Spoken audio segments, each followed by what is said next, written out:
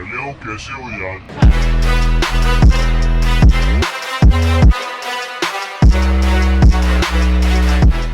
So please sabar karai sara whatever. Please sir, I want to reach 1 million likes.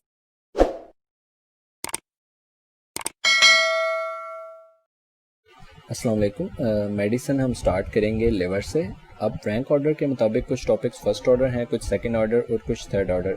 अब first order topic जो है उनमें एक है एसाइटिस। एसाइटिस से पहले मैं आपको ये बता दूं कि हर डिज़ीज़ की हम डेफिनेशन करेंगे, उसके बाद उसके क्लिनिकल फीचर्स करेंगे, उसकी पैथोफिजियोलॉजी, उसके कॉजेज़, एंड देन हम देखेंगे कि इसकी इन्वेस्टिगेशन में क्या क्या करवाना है। उसमें भी हम देखेंगे कि बेस्ट इनिशियल और मोस्ट एक्यूरेट कौन सी है। उसके बाद हम मैनेजमेंट करेंगे। मैनेजमेंट में हम देखेंगे कि जनरल मैनेजमेंट और स्पेसिफिक मैनेजमेंट। तो डेफिनेशन से स्टार्ट करते हैं कि first of all accumulation of free fluid in the peritoneal cavity. अब आपके इस दिमाग में पहली चीज़ आनी चाहिए कि what is a free fluid. तो any fluid that accumulates in the pore space like peritoneal cavity and pelvic cavity, it's called a free fluid. और ये नहीं कि अब आपका कोई भी फ्लूइड थोड़ा सा भी एक्यूमुलेट हुआ है तो आप एसआईटीज़ की कंप्लेंट लिख के पेशेंट को फारिग कर दें। फ्लूइड की क्वांटिटी दी हुई है वो ये है कि 1 लीटर से ज़्यादा फ्लूइड होगा तो सिम्टम्स आना शुरू होंगे, वरना पेशेंट एसिम्टोमेटिक। अब उसके बाद पेशेंट जब आएगा वो कंप्लेन करेगा कि मेरे जो है वो पेट में ऐसे लग रहा है जैसे पेट बाहर को निकला हुआ है, और साथ मुझे लग रहा है जैसे पेट में कोई पानी की तरह जो है ना वो इधर उधर लिक्विड घूम रहा है। ठीक है, अब आपने कहना है कि आप लेट जाएं और एग्जामिनेशन आपने जब करना है तो आपने सबसे पहले सुपरफिशियल पाल्पेशन करके देखनी है। तो आपको अब्डोमेन डिस्टेंडेड नज़र आएगा, साथ ही साथ आपको इंस्पेक्शन पे उसका अम्बिलिकस जो है वो एवर्टेड नज़र आएगा। फिर आपने पाल्पेशन के बाद जब परकशन करनी है, जो आपने सेंटर से हमेशा ये अगर आपकी पेशेंट की ये एब्डोमेन है तो ये उसकी बैली है, तो यहाँ से आपने सेंटर से शुरू करना है। यहाँ साइडों पे एक तरफ परकस करना है, यहाँ पे एक तरफ परकस करना है। अगर तो नोट डल है इसका मतलब है कि फ्लूइड है, अगर नोट रेजोनेंट है इसका मतलब है कि फ्लूइड नहीं है और यहाँ पे एसाइटिस नहीं है। अब जो चेक करनी है वो है शिफ्टिंग डलनेस। शिफ्टिंग डलनेस का मतलब ये है कि आपने एक साइड पे परकस किया, वहाँ पे नोट डल आया, अब आपने पेशेंट को ये दूसरी तरफ शिफ्ट किया तो फ्लूइड सारा दूसरी तरफ चला गया, और इस साइड की जब परकशन की तो वो रेजोनेंट हो गई, मींस के फ्लूइड शिफ्टिंग है, तो एसाइटिस में शिफ्टिंग डलनेस आपको नज़र आएगी। सेकंड थिंग ये है कि आपने पेशेंट को, फॉर एग्जांपल ये उसकी बैली है, तो आपने पेशेंट को कहना है कि ऐसे अपनी बैली के सेंटर पे हाथ रखो। आपने सेंटर पे पेशेंट का हाथ रखवा के दूसरा हाथ अपना उसकी बैली के इस तरफ रखना है, और इस तरफ से आपने दूसरे हाथ से ऐसे करना है, थ्रिल प्रोड्यूस करनी है। तो वो जिस तरह पेबल पानी में ऐसे थ्रिल प्रोड्यूस करता है, फ्लूइड एक साइड से दूसरी तरफ थ्रिल पहुंच जाएगी। इसके बाद आ जाती है इसकी पैथोफिजियोलॉजी। इसमें 2 मेन कॉजेज़ हैं, एक सिरहोसिस है, दूसरा ये है सबक्लिनिक वेजोडाइलेशन। और सिरहोसिस में भी आगे 2 प्रॉब्लम्स हैं, या लिवर एल्डोस्टेरॉन बना ही नहीं रहा। अब लिवर एल्डोस्टेरॉन नहीं बना रहा तो एल्डोस्टेरॉन का मेटाबॉलिज्म नहीं कर रहा। जब लिवर एल्डोस्टेरॉन का मेटाबॉलिज्म ही नहीं कर रहा तो इसका मतलब ये है कि एल्डोस्टेरॉन इंक्रीज़ कर जाएगा। जब एल्डोस्टेरॉन इंक्रीज़ करेगा तो एल्डोस्टेरॉन जो है वो साल्ट और वाटर की रिटेंशन करवाएगा और एसाइटिस क्रिएट करेगा।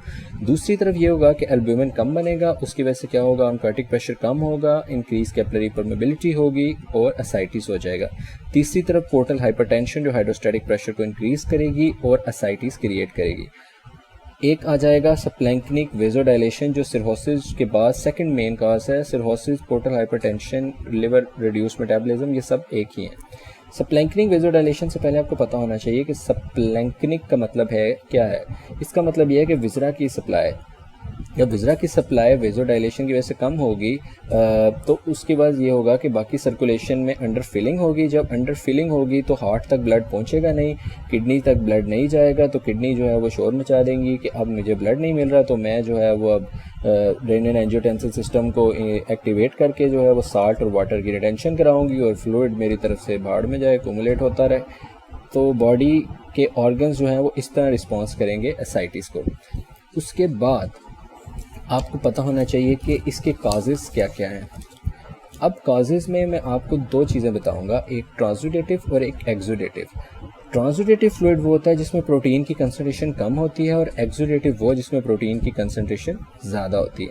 अब कम से मुराद ये है कि 2.5 ग्राम पर डेसीलीटर से कम। साथ ही आपके दिमाग में आना चाहिए कि लो प्रोटीन के फिर काजेज़ जो हैं वो ट्रांसुडेटिव के कौन से होंगे, तो हार्ट फेलियर और लिवर सिरहोसिस, ये मेन काजेज़ हैं। बट आप इससे ये नहीं बता सकते, क्योंकि साथ आपको चाहिए high serum ascites albumin gradient. ये ग्रेडियंट इस तरह वर्क करता है कि सीरम एल्ब्यूमिन को सब्सट्रैक्ट किया जाता है एसाइटिस एल्ब्यूमिन। अगर तो वो 1.1 से ज़्यादा है, इसका मतलब ये है कि वो ट्रांसुडेटिव है, और अगर कम है तो इसका मतलब है एक्सुडेटिव। अब हार्ट फेलियर और सिरहोसिस में होता ये है कि उन दोनों में फ्लूइड ओवरलोड और जो है वो hydrostatic pressure increase like portal hypertension, जो कि 95% जो है वो मेन कॉज है serum ascites albumin gradient increase करने का और ट्रांसुडेटिव फ्लूइड होने का। उसमें ये होगा कि एल्ब्यूमिन की परमेबिलिटी कम होगी, बाकी सारे फ्लूइड जो हैं वो या कोई भी इलेक्ट्रोलाइट्स हैं वो पास कर जाएंगे, और इससे ये होगा कि सीरम एल्ब्यूमिन इंक्रीज़ करेगा और ग्रेडियंट इंक्रीज़ करेगा। दूसरी तरफ आ जाता है एक्सुडेटिव में ये होगा कि परमेबिलिटी डिक्रीज़ करेगी due to oncotic imbalance.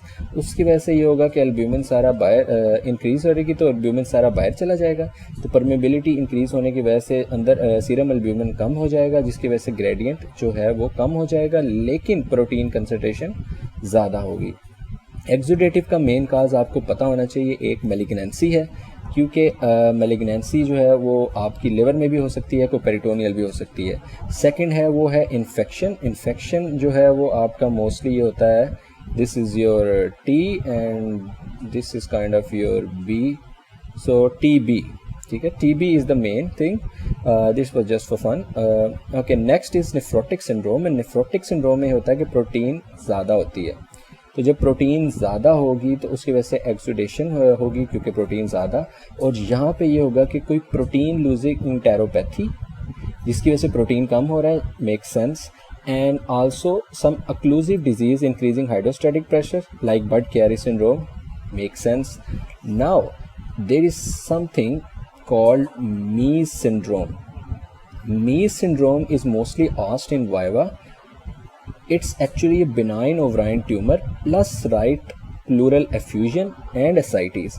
So when there will be right pleural effusion and ascites, it will go into the transudative category because it has some pathophysiology related to low protein and increased gradient. अब इतनी detail मैंने आपको सिर्फ और सिर्फ concept के लिए बताई है, मेन चीज़ें आपको इसके काजेज़ का पता होना चाहिए। नेक्स्ट थिंग इज़ कि इन्वेस्टिगेशन क्या करवानी है। इन्वेस्टिगेशन में आपने अल्ट्रासाउंड करवाना है। अब अल्ट्रासाउंड के साथ आपने एक्सरे भी करवाना है। एक्सरे का मतलब ये होगा कि आपने चेक करना है कि कोई प्लूरल एफ्यूजन तो नहीं है, क्योंकि साइटीज़ की वजह से, for example these are the lungs and let's say this is your heart and this is diaphragm here.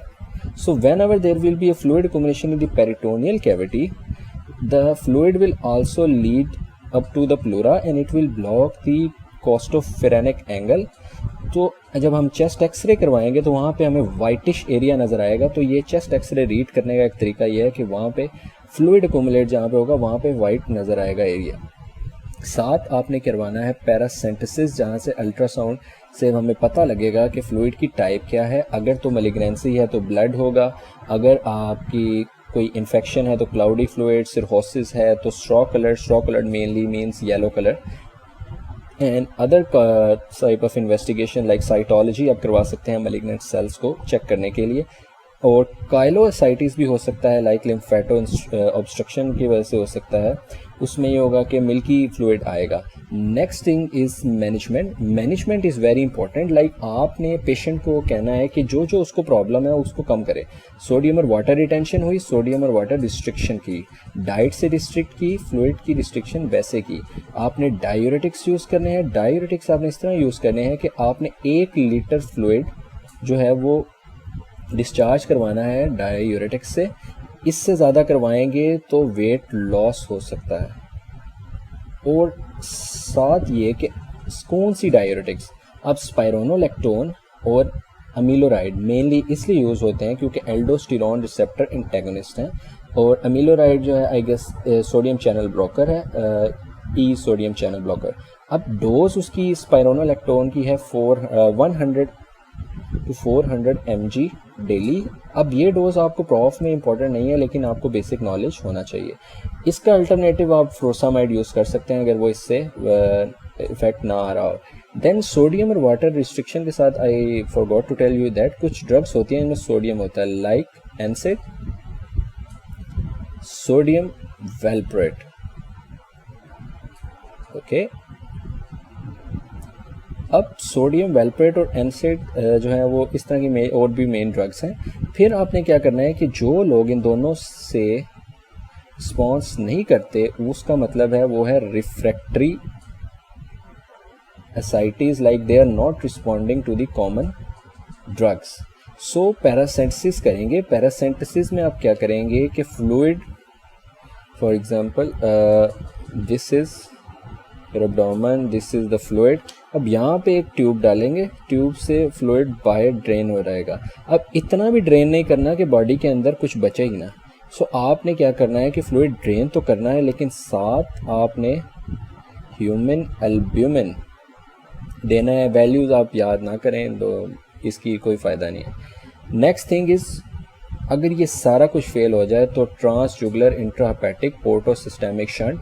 Portal system liver का होता है, systemic like inferior vena cava और पूरी बॉडी का सिस्टम, तो आप एक शंट डाल सकते हैं। नेक्स्ट थिंग इसके कम्प्लिकेशन क्या होगी? कम्प्लिकेशन अगर हम खुद सोचें तो रीनल जो है वो सिस्टम बेचारा काम कर करके थका हुआ है, ठीक है, तो उसकी वजह से उसको होगा hepato mean liver, renal mean kidney, so hepato renal syndrome. Syndrome mean में आएगा टाइप 1 एंड टाइप 2। अब टाइप 1 जो है उसका प्रोग्नोसिस पुअर है, टाइप 2 का प्रोग्नोसिस गुड है।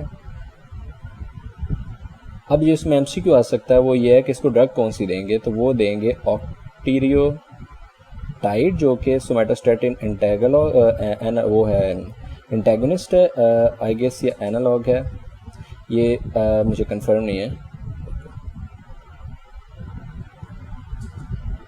ओके, इसमें अब क्वेश्चन आएगा कि आपने ड्रग कौन सी देनी है। ड्रग आप देंगे ऑक्ट्रियोटाइड जो कि सोमैटोस्टैटिन एनालॉग है, और साथ देंगे मिडोड्रीन। अब मिडोड्रीन और ये दोनों ड्रग्स आपने देनी है।